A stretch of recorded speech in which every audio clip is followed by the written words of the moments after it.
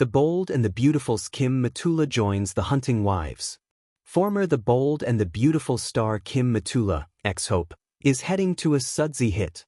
The soap alum, who has since nabbed roles on the soapy TV smash Unreal and hit the big screen in Saturday Night, has joined Season 2 of Netflix's Hunting Wives, according to Variety.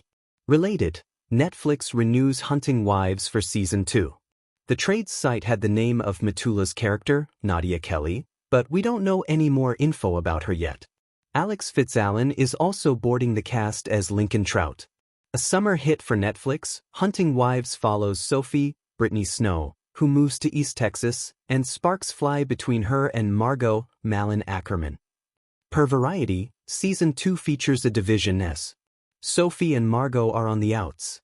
But soon enough, old secrets and new foes force them back together. As they play their dangerous games, the question arises: are they the hunters or the hunted? This story was originally published by Daytime Confidential on December 5, 2025, where it first appeared in the Bold and the Beautiful section. Add Daytime Confidential as a preferred source by clicking here. When news first whispered through the entertainment vines that The Bold and the Beautiful alum Kim Matula had joined the television adaptation of The Hunting Wives, the announcement felt less like a casting notice and more like a door creaking open into a darker, more decadent world. For fans who watched Matula play Hope Logan, sweet-faced, earnest, and seemingly forever caught in a moral tug-of-war, the idea of her stepping into a story steeped in glamour, obsession, manipulation, and murder carried a tantalizing thrill. It was the kind of thrill the Hunting Wives themselves would understand. But this isn't simply a story about an actress joining a show. It's about what happens when a performer associated with daylight suddenly walks into the woods at night, when the camera stops reflecting purity and instead starts hunting for hunger, ambition, and shadow. Below is a creative imagining of Kim Matula's journey into the world of the Hunting Wives, part behind-the-scenes fable, part thematic meditation, part fiction woven around truth. 1. Arrival. The edge of high pines. Kim Matula stepped out of the black SUV and stared up at the pines of East Texas, towering, still, and watchful. Even though this was a production set and not the real high pines, the forest possessed a depth that made it easy to believe something was hiding, or perhaps waiting, within it. She closed her eyes for a moment, breathing in the humid air.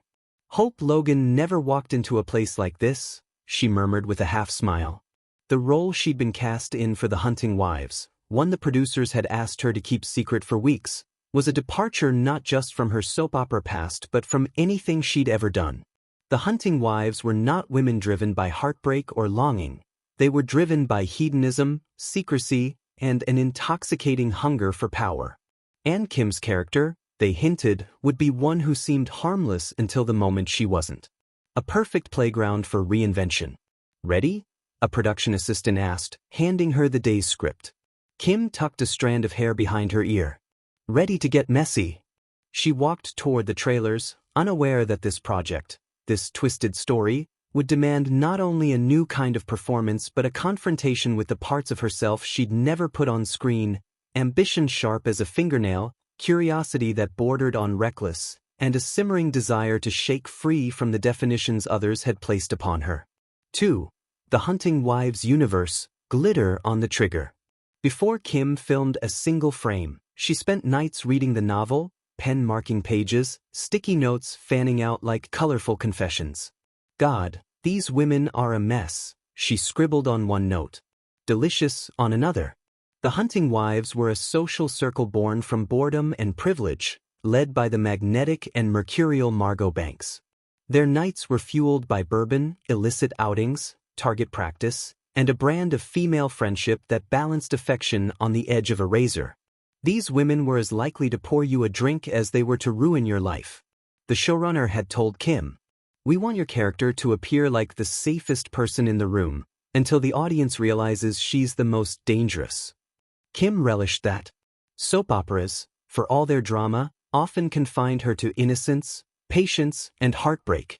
Here, she was stepping into a world where manipulation wasn't a surprise twist, it was a social currency. She practiced in her bathroom mirror, a smile that softened at the corners, eyes that held a secret, posture that whispered I belong here even when she didn't. For the first time, she found herself asking, what does a woman look like when she stops trying to be good? 3. Caste and chemistry, the women of High Pines. The first table read was electric, perhaps too electric. The women cast as the core circle exuded a kind of curated elegance, like they'd been plucked from different worlds and polished by the same jeweler. Some were familiar faces from hit dramas, others came from indie films with sharpened acting chops. Together, they formed a constellation of charisma. Kim took her seat, flipping through the script, feeling equal parts observer and participant. Across from her, the actress playing Margot Banks, sleek, intimidating, casually sipping a sparkling water like it was champagne, leaned forward. So, she said, you're the wild card. Kim blinked. I am. That's what they're calling your role. The quiet knife. Something inside Kim lit up. Hope Logan had never been a knife. But Kim Matula? She was ready to be. As the read-through progressed, the room transformed.